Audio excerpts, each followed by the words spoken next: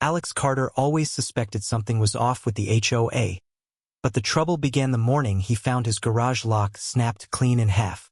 The metal was twisted, still warm from pressure, as if someone had tried to break in quickly and leave without getting caught. His security camera light blinked red, meaning it had recorded everything. Before he could review the footage, Karen Holloway marched down the driveway in her bright pink blazer, clipboard in hand, acting like she owned the entire street. She didn't even look ashamed. "We had authorization to inspect your property," she declared. Alex raised an eyebrow. He knew she was lying, and she knew he knew. Alex calmly replied, "Great, then you won't mind if the police confirm that, right?" Karen froze for a split second before her fake smile returned. "No need for that," she insisted. "We're just keeping the neighborhood safe." But Alex had already texted Officer Daniels. Inside the house, Alex opened his laptop, pulled up the camera feed, and watched the moment Karen and two HOA board members pried open his garage door with a crowbar. Their voices were clear. Karen said, "He's hiding something valuable in here. The board wants evidence." By the time Officer Daniels arrived, Karen was pretending to be a victim. "He's threatening me," she claimed dramatically. Alex simply pressed play on his phone and handed it to the officer. Karen's voice echoed through the driveway. "Break it open, hurry." Daniel's face dropped instantly. A week later, the courtroom was packed with neighbors. News had spread across the subdivision like wildfire. Judge Ramirez entered, stern and calm. Alex submitted the footage, timestamps, and HOA letters. Karen tried the usual performance, trembling voice, pretending she feared for her safety. The judge wasn't buying it. "Ms. Holloway," Judge Ramirez said sharply, "you illegally entered a resident's property, attempted to conceal it, and misused your authority. This is not leadership. This is harassment." Karen's face drained of color. The judge ruled that the HOA must pay Alex for damages, legal fees, and a hefty fine. Karen was officially removed from her position and banned from holding any HOA authority for 5 years. Gasps filled the courtroom. Alex just smiled. Outside, neighbors gathered around Alex, clapping him on the back. "Finally someone stood up to her," one said. "About time," said another.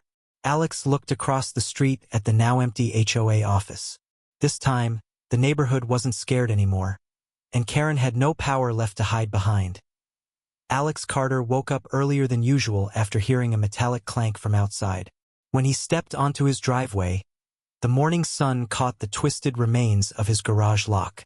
It wasn't just broken, it had been snapped with force. Something was wrong, and he felt it immediately. He knelt down, touching the fractured metal. The edges were fresh, sharp, still slightly warm. Whoever broke it did it recently. As he stood up, his eyes shot to the corner security camera that guarded the garage. The indicator light flashed red, meaning it had recorded everything.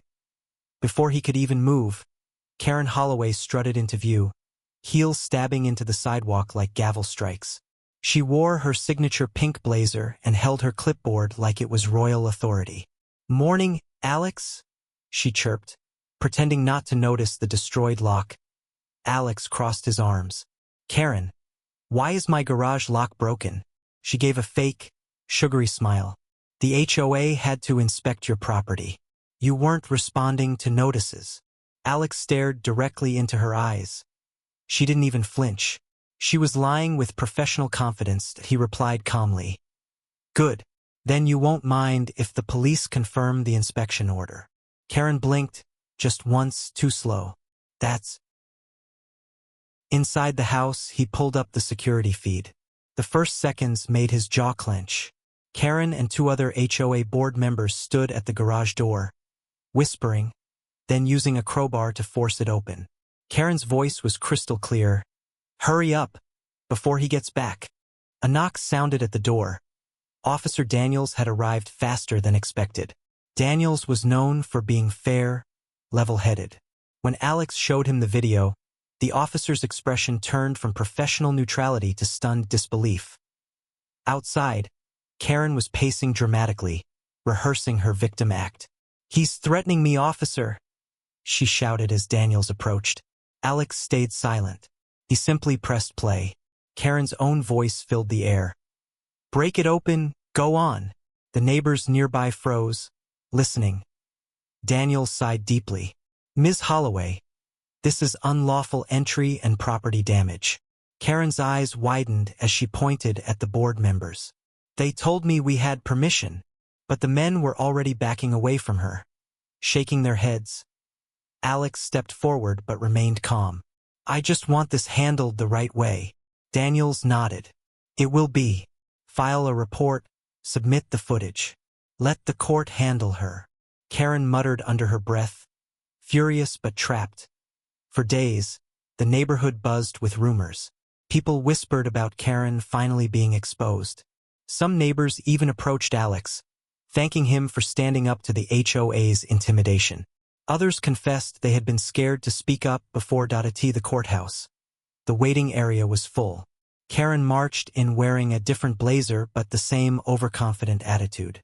She scanned the room, clearly annoyed that so many people cared about the hearing. Alex sat quietly, holding a folder of evidence. Judge Ramirez entered with authority, instantly silencing the room. She reviewed the footage on the courtroom screen. The moment Karen crowbarred the garage door, the judge raised an eyebrow so high it practically ended the case right there. Karen tried a shaky performance. "Your Honor, I truly believed this inspection was required. The HOA has certain powers." The judge cut her off. "Not breaking and entering powers. Not covering up property damage powers." The board members tried to shift blame onto Karen, but the judge saw through every excuse. "This is systemic misuse of authority," she declared. Alex sat quietly as the courtroom murmured in agreement. Karen's face reddened when the judge listed the charges. Unauthorized entry, property damage, abuse of HOA authority, and attempted concealment. She swallowed hard, realizing she had pushed her power too far this time. Then came the ruling. The HOA must pay for all repairs, reimburse Alex's legal fees, and issue a public apology. Karen was barred from holding any HOA office for 5 years. Gasps filled the room. Some neighbors even smiled. When it was over, Karen stormed out without looking at anyone, her heels echoing down the hall. For the first time, she was truly powerless. The neighbors gathered around Alex, thanking him again for doing what they had been too afraid to do. Outside, the warm breeze carried a sense of freedom. Alex glanced across the street where the HOA office sign was being taken down. Karen's nameplate, President, was already removed. It felt symbolic, like the neighborhood had been reset. Alex went home, replaced his garage lock, and installed an even stronger security system. He didn't need revenge, he had justice. And now the neighborhood knew one thing clearly. No one, not even Karen, was above the law. The morning after the court ruling, Alex Carter expected peace. Instead, he woke to quiet murmurs outside his house. Neighbors were gathering, pointing at the HOA office across the street. Overnight, someone had taped a large, "Closed for investigation" sign across the front door. Alex rubbed his eyes, stepping outside. Officer Daniels stood nearby, speaking to 2 other officers. They were collecting files from the office, stacks of folders, old complaints, financial records. Something bigger was happening. "Morning, Alex," Daniels said. "Your case opened the door to something the department's been suspecting for months. Misuse of HOA funds, hidden violations, intimidation tactics." Alex didn't expect that. He only wanted his privacy respected. Neighbors whispered in groups, watching the investigation unfold. Old residents who never talked suddenly began sharing their stories.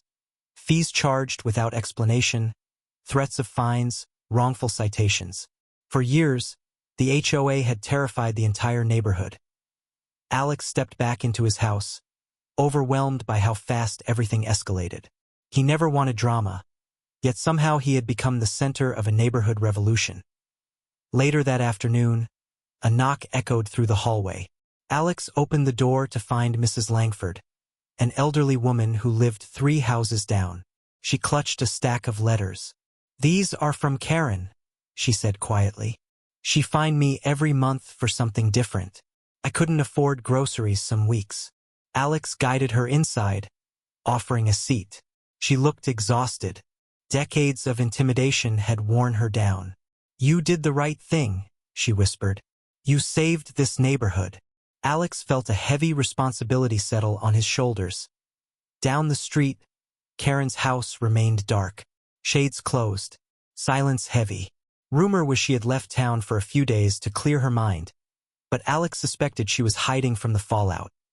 That evening, the neighborhood held an emergency meeting in Alex's front yard. No HOA officials. No intimidation, just residents speaking freely for the first time in years. Someone brought a portable speaker, someone brought chairs, someone brought lemonade. Alex didn't intend to lead the meeting, but people naturally turned to him. They trusted him. They knew he didn't want power, just fairness. And that made them feel safer. One neighbor, Jordan, stood up and said, "We need a new board, a real one, with actual rules, transparency, and accountability." People clapped. For the first time in years, the neighborhood felt alive. One neighbor, Jordan, stood up and said, "We need a new board, a real one, with actual rules, transparency, and accountability." People clapped. For the first time in years, the neighborhood felt alive.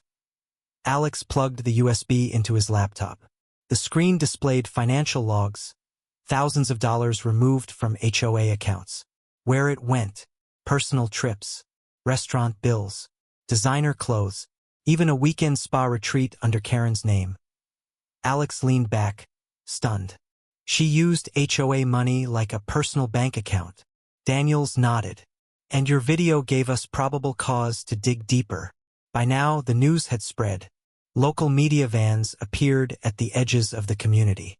Neighbors gave interviews about years of corruption. The neighborhood became a story not about conflict but about justice. Alex raised his hands. "I'm not running anything," he said.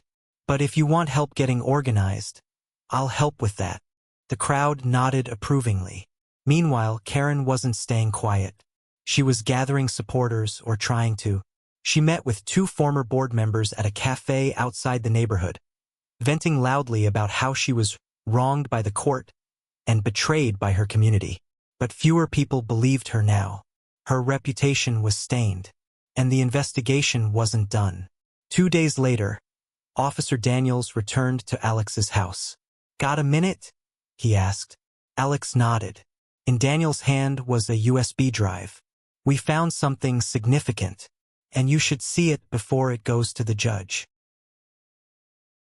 Karen, realizing her situation was collapsing, returned home with a different attitude. No blazer, no clipboard, no superiority.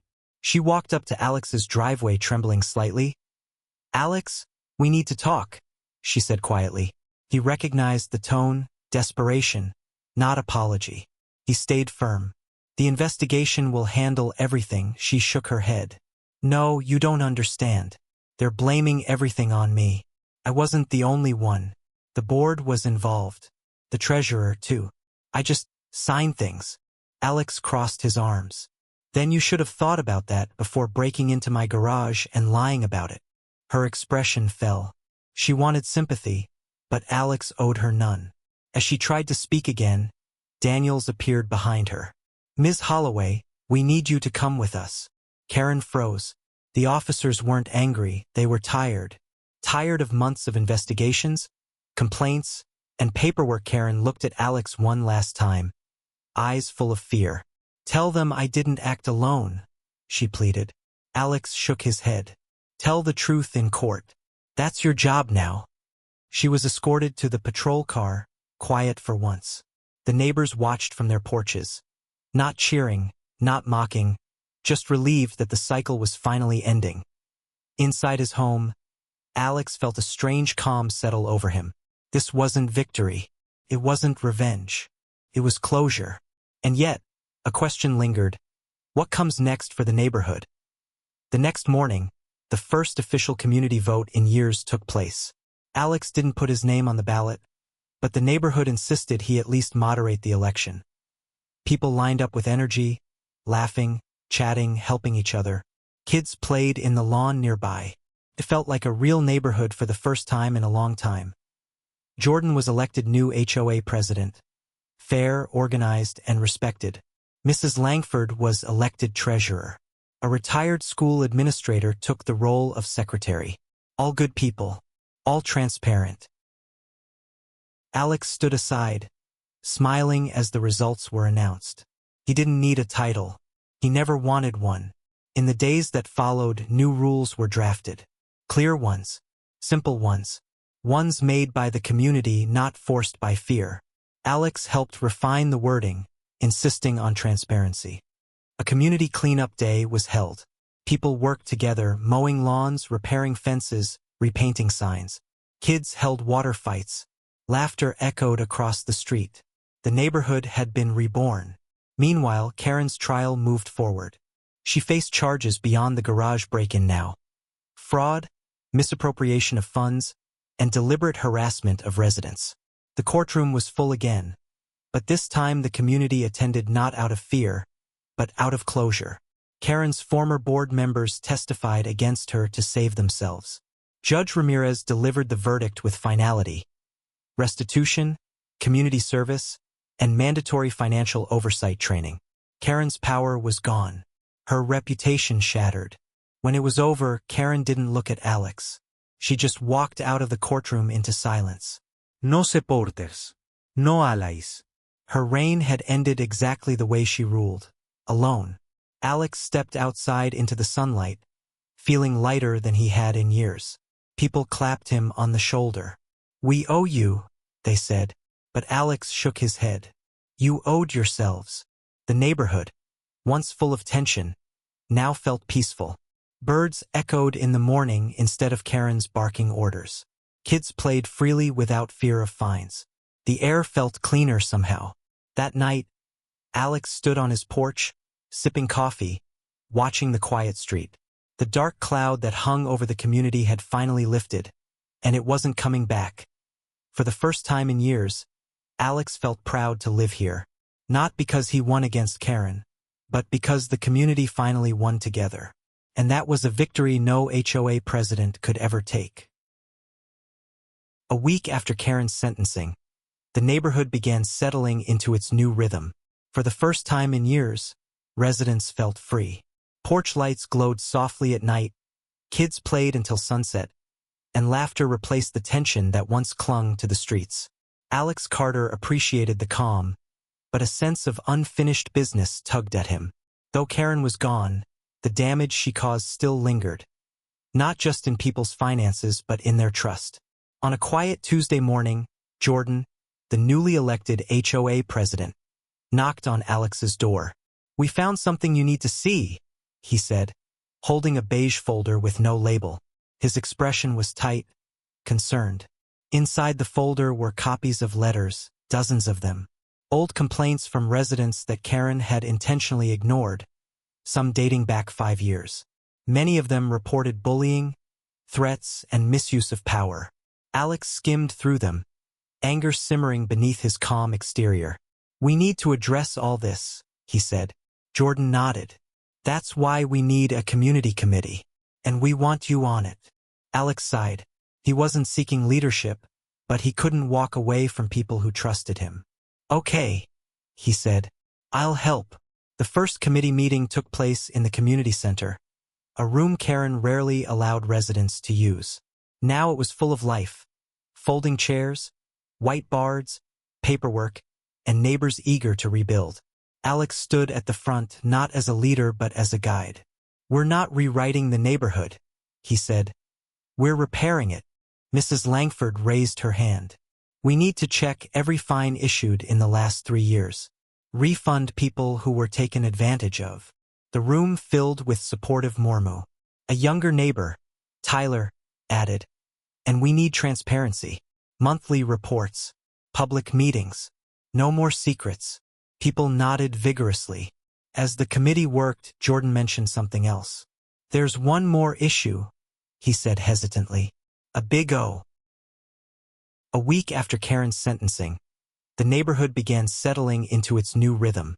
For the first time in years, Residents felt free. Porch lights glowed softly at night, kids played until sunset, and laughter replaced the tension that once clung to the streets. They reviewed bank statements and traced names.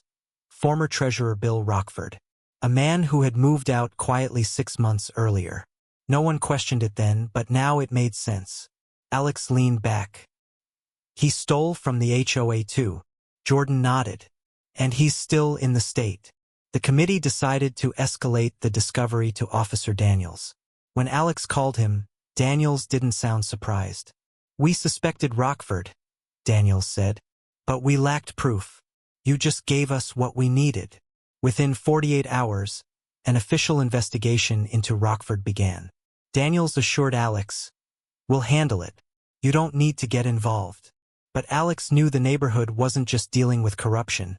They were dealing with the remains of a broken system. 2 days later, Alex found a note taped to his door. No envelope.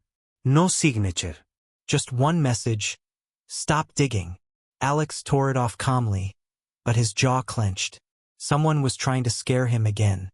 He refused to be intimidated. He notified Jordan, who widened his eyes. "This has to be Rockford. He probably heard we're digging into his finances." Alex reported the note to Daniels.